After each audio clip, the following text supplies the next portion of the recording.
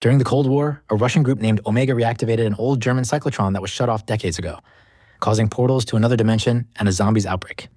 A spy named Samantha Maxis finds a recording of when it was sealed years ago by a Russian soldier named Zykov and sends the tape to Special Agent Weaver, who is part of an American group named Requiem.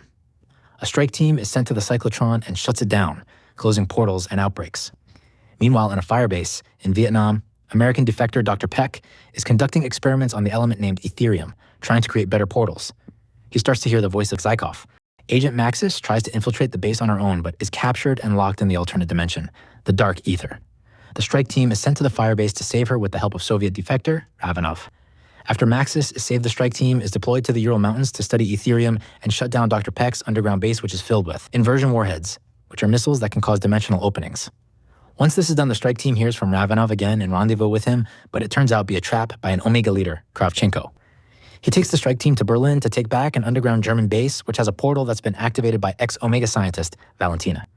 She betrayed the group after heard the voice of her dead father, who turned out to be an evil entity named the Forsaken who pretended to be her father. Once the strike team take her out and blows up the portal, Kravchenko tries to kill them, but Maxis teleports them away with her new powers from the Dark Ether. After this event, the strike team is sent to their final destination in Ukraine, an Omega base with a portal dedicated to bringing back Zykov, who has information on the dimension. Once he is brought back, it's revealed that he is the Forsaken. The team battles, but Maxis sacrifices herself to beat the entity. It is sealed in a container, and Maxis is sent back to the Dark Ether. The leaders and scientists of Requiem are arrested and imprisoned by Requiem director Richthofen. Now that his goals have been achieved and he has captured the Forsaken, he can continue his own work without any interference. Years later, Dr. Peck teams up with a smuggler named Maya to break out the Requiem team on their island prison and escape while saving Maya's brother, who is also there. Meanwhile, in a town named Liberty Falls, an outbreak starts in the house where Richthofen lives due to Samantha in the Dark Ether.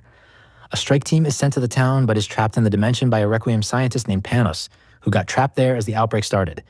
An outbreak also starts at the prison, and Maya is forced to kill her zombified brother, and then the team faces a scientific experiment gone wrong, created by the prison's lead scientist, Dr. Modi. Once it's defeated, the team is informed by an artificial intelligence that Richthofen has taken off to Avalon to retrieve the Sentinel artifact, an item created long ago by a group called the Nine, to test humanity. These artifacts have been chased by a cult who hopes to activate the artifacts and completing the trial. Once a trial is complete, secret knowledge is won. A group of explorers trying to save this knowledge are currently stuck in Greece.